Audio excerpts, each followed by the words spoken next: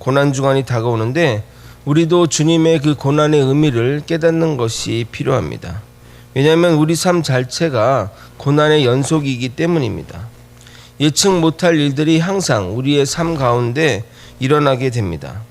지금은 코로나가 너무 우리를 힘들게 하고 있는데 이 문제만 해결되면 천국이 올 것 같지만 이 문제가 해결되면 또 다른 문제가 우리 앞에 닥칠 것입니다. 그러면 코로나로 인한 고난을 잊어버리고 새로운 고난에 집중할 것입니다. 결국 코로나나 이런 고난이 오고 가는 것이 중요한 것이 아니라 우리에게 다가오는 이 고난을 어떻게 해석하느냐가 중요한 것입니다. 그것에 따라 우리의 삶의 모습과 결이 많이 달라지기 때문입니다. 오늘 주시는 말씀의 은혜를 잘 깨달아 고난을 넘어 기쁨으로 가는 믿음의 성도들이 다 되기를 소망합니다. 시간상으로 예수님은 내일이면 십자가에 달리셔서 돌아가시고 3일 후에 부활하시게 됩니다. 그래서 예수님은 문자 그대로 그런 상황을 이렇게 표현하십니다. 조금 있으면 너희가 나를 보지 못하겠고 또 조금 있으면 나를 보리라 하시니. 우리는 이 말씀의 의미를 잘 깨닫지만 제자들이 이 내용을 알아듣기란 거의 불가능합니다. 결국 이 말씀을 가지고 제자들끼리 논쟁이 일어나게 됩니다. 복음서에 이렇게 많은 장면들을 보게 되면 예수님은 제자들의 이런 논쟁하는 것들을 즐기는 것처럼 보입니다. 그러나 예수님의 이런 방식은 훌륭한 교수법입니다. 바로바로 그것에 대한 답을 해주면 속은 시원하겠지만 배운 것이 내 것이 되지 않습니다. 자기 스스로 답을 구하려고 노력하고 난 후에 답을 받게 되면 기억도 오래가고 자신의 지식으로 발전하기 때문입니다. 저도 설교 가운데 가끔 질문을 던지는 이유는 설교는 일방적으로 전달하는 그런 것이기 때문에 청자가 생각할 겨를이 없지만 질문을 던짐으로 인해서 그 깊게 생각할 시간을 줌으로써 배운 말씀이 오랫동안 남게 하려는 의도에서 질문을 던지고 드리는 것입니다.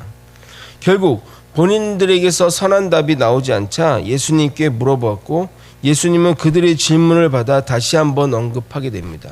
19절입니다. 예수께서 그 묻고자 함을 아시고 이르시되 내 말이 조금 있으면 나를 보지 못하겠고 또 조금 있으면 나를 보리라 하므로 서로 문의하느냐.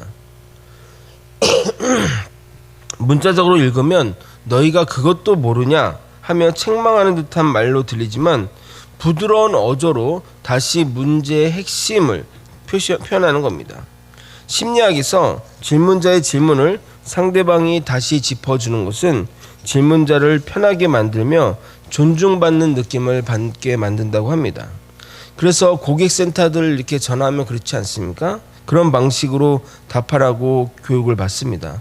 고객님, 뭐뭐 때문에 말씀하셨는데 뭐뭐 때문에 불편하셨죠? 고객님, 이런 문제 때문에 전화를 하신 거죠? 그러면 이런 문제들에 대해서 말씀드리겠습니다. 라고 하는 이런 동어 반복을 통해서 상대방의 말을 정확하게 확인하는 동시에 당신의 말에 내가 집중하고 있음을 보여주는 것입니다.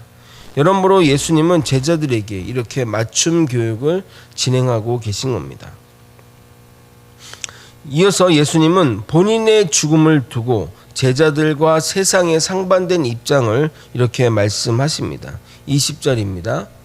내가 진실로 너희에게 이르노니 너희는 곡하고 애통하겠으나 세상은 기뻐하리라. 너희는 근심하겠으나 너희 근심이 도리어 기쁨이 되리라. 당연히 예수님이 돌아가시게 되면 제자들은 애통하고 또 근심에 잠기게 됐지만 세상은 오히려 기뻐할 것이라고 말씀합니다. 그러나 근심이 기쁨으로 바뀌는 데면 3일이면 충분합니다. 예수님의 부활 사건은 정말 적들에게는 충격적인 사건이 아닐 수 없습니다. 단순히 죽은 자가 돌아오는 사건이 부활 사건이 아니라 인간의 궁극적인 불안과 근심과 두려움의 원인인 죄와 사망의 문제를 해결한 사건이기 때문입니다. 세상은 인정하지 않겠지만 인류 역사상 가장 중요한 사건이 예수님 부활 사건입니다. 생명이 죽음을 삼킨 사건이며 죄와 사망과 사단이 정복된 사건이며 우리의 영원한 운명이 결정된 사건입니다. 그래서 기독교는 예수님의 부활 이전과 이후로 나뉜다고 말하기도 합니다. 그 전까지는 세상과 죄와 사단에 의해 계속해서 패배해 오다가 부활을 통해 그 전세가 완전히 역전된 것입니다. 영국의 신학자 톰 나이트는 이것을 D-Day, V-Day라고 표현합니다. 2차 세계대전 전세가 연합군이 독일군의 위세에 밀려 계속해서 밀렸는데 연합군의 노르망디 상륙작전을 계기로 전세가 역전이 되었고 그리고 결국 그 이후로 연합군의 승리로 나아가게 되었다고 합니다. 그래서 노르망디 상륙작전일을 D-Day라고 하고 독일군이 항복한 날을 V-Day라고 하는 것입니다. 마찬가지로 예수님의 부활이 D-Day이고 예수님의 재림으로 완성될 새하늘 새 땅이 V-Day가 되는 것입니다. 죽었다고 생각한 예수님이 부활해서 제자들에게 다시 온다는 것은 근심하던 일이 기쁨으로 변하는 사건입니다. 죽음이 있었기에 부활이 있는 것이고 근심이 있었기에 기쁨이 더하는 것입니다. 이것을 예수님은 이렇게 표현하십니다. 21절 함께 읽도록 하겠습니다. 여자가 해산하게 되면 그때가 이르렀으므로 근심하나 아기를 낳으면 세상에 사람 난 기쁨으로 말미암아 그 고통을 다시 기억하지 아니하느니라. 예화나 비유는 자신이 경험하지 않은 것에서 나올 수 없고 경험하지 않는 것을 말한다 할지라도 어색할 수밖에 없습니다. 그런데 이 표현을 보십시오. 어떻게 그 여인의 마음을 저렇게 정확하게 알고 표현할 수 있겠습니까? 여인이 해산하기 전까지 얼마나 두렵겠습니까? 산모는 주변으로부터 들은 이야기가 있고 막연하게 그냥 그 출산에 대한 근심과 걱정이 몰려올 것입니다. 아기가 태어나는 기대감도 있지만 그 두려움이 먼저 엄습하는 것을 어찌할 수는 없을 것입니다. 저도 첫애 출산할 때 산모 곁에 있었는데 그 출산 과정이 드라마나 영화에서 보는 것처럼 결코 낭만적이지는 않은 것들을 보게 되었습니다. 고통스러워하는 아내에게 미안함과 여러 가지 복잡한 감정이 몰려왔는데 아이가 태어나자 모든 것이 사라지고 사모나 나나 새로 태어난 아기에만 집중하게 되었습니다. 저 표현이 정말 정확합니다. 새로운 생명이 태어나면 그 기쁨으로 인해 그간의 고통이 눈 녹듯이 사라지는 것입니다. 고통이 의미 없거나 필요 없다는 의미가 아니라 새로운 생명 앞에 기쁨으로 변화된다는 겁니다. 마찬가지로 예수님의 십자가의 죽음이 부활로 인해 기쁨과 환희로 변하게 되는 겁니다. 이처럼 비유는 놀라운 힘이 있습니다. 전달하고자 하는 메시지를 더욱 인상 깊게 선명하게 드러내는 효과가 있기 때문입니다. 그래서 가끔은 설교보다 비유가 더 기억에 남기도 하는 것입니다. 예수님은 그런 면에서 정말 탁월한 비유를 사용하시는 연설가 있습니다. 이 세상 인간의 모든 고난과 굴곡을 경험하신 분이셨기에 이런 탁월한 비유가 나올 수 있다고 생각합니다. 예수님이 사용하시는 언어, 태도, 비유, 식견 모두 나사렛 목수의 아들, 그것도 30대 간 넘은 총각의 수준을 넘어서는 것입니다. 그 사람의 말과 행동과 태도를 통해 그 사람의 수준을 알 수 있는데 예수님은 동료의 수준을 훨씬 초월하여 신적인 가르침이라고 생각할 수밖에 없는 것입니다. 우리는 예수님의 말과 글을 통해서도 예수님이 하나님의 아들이심을 분명하게 깨달을 수 있습니다. 사람을 평가하는 항목 중에 가장 중요한 항목으로 인정되는 것이 요즘은 바로 인성입니다. 잘나가던 연예인이나 유명한 정치인이 한순간 나락으로 떨어지는 경우가 있는데 인성적인 문제 때문에 그렇게 되는 경우가 많습니다. 그런데 여러분, 이 인성적이라는 측면이 막연합니다. 어떻게 하면 인성을 좋게 하는지 그런 것들을 배울 수가 없기 때문입니다. 미술학원이나 피아노 학원을 다녀서 배우는 것도 아니고 가르치는 곳이 있다 할지라도 기껏 가르치는 것은 예의 범절일 뿐입니다. 그런데 이 인성에 영향을 많이 주는 요인이 있는데 그 중 하나가 바로 인지감수성입니다. 인지감수성이란 상대방의 입장과 상황과 환경을 객관적으로 견지하는 것을 말합니다. 사물을 바라보는 관점이 남녀와 노소 그리고 사회적 환경에 따라 다 다릅니다. 최대한 객관적으로 다각적으로 살펴 차별과 오해의 소지를 줄이려면 인지 감수성이 발달해야 됩니다.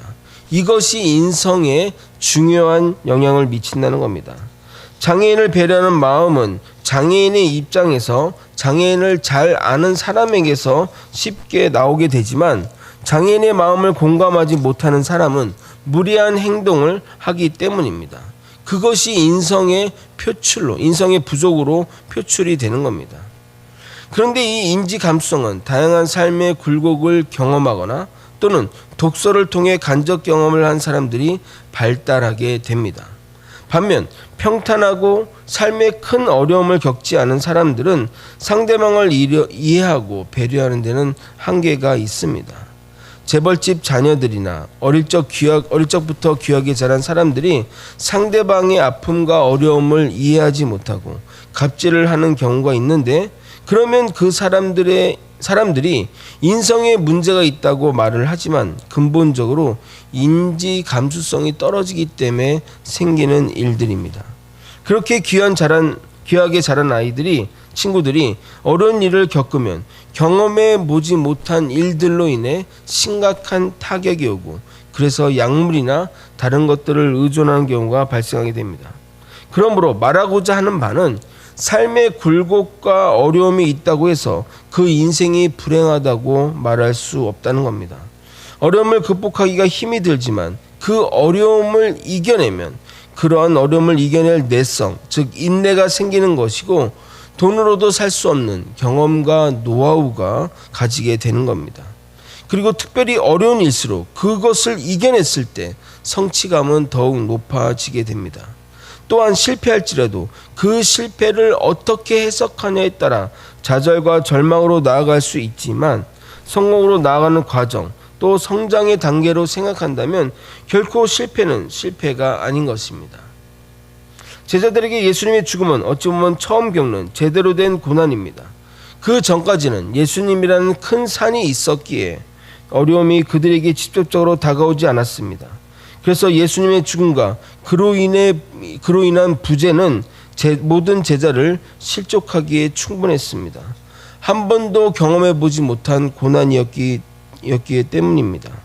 제자들 각자 나름대로 그 어려운 시기를 견뎌내고 있었는데 정말 말도 안 되는 일이 그들에게 벌어졌습니다. 바로 예수님이 부활해서 다시 오신 것입니다.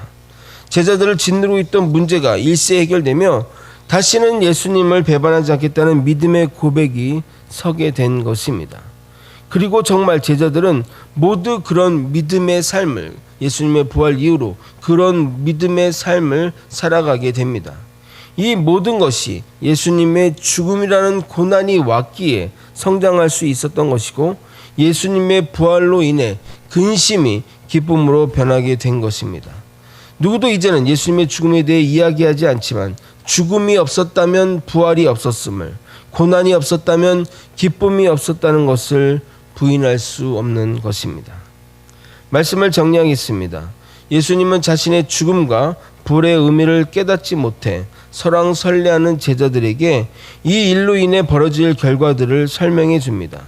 너희들이 이 일로 인해 근심이 오겠지만 그 근심이 기쁨으로 변한 데는 오래 걸리지 않을 것이다. 그렇게 되면 너희 더 이상 과거의 근심은 근심이 되지 않고 너희가 그때 누리는 기쁨을 빼앗을 자가 없다고 말씀하십니다. 고난이 있어야 기쁨이 있는 것이고, 고난을 피하려 하지 말고 이겨내라고, 그러면 기쁨도 배가 되고 고난도 해결될 것을 말씀하십니다. 기쁨은 고난의 크기에 반비례하게 됩니다.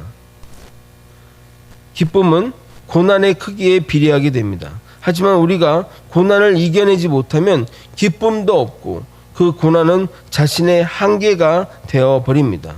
그러나 하나님이 우리에게 허락하신 고난은 감당할 시험밖에 없음을 믿으셔야 됩니다.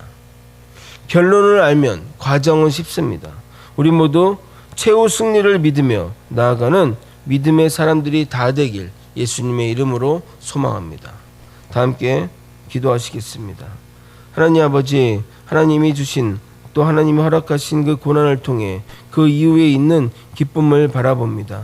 우리에게 주어지는 어려운 일들이 있을지라도 주님을 의지하여 주님 바라보며 이겨내어 그 고난이, 그 근심이 기쁨으로 변화되는 아버지 놀라운 역사들을 우리 삶에서 경험되는 아버지 그런 믿음의 사람들이 될 수 있도록 다 이끌어줄 수 있도록 주님 붙들어 주시옵소서.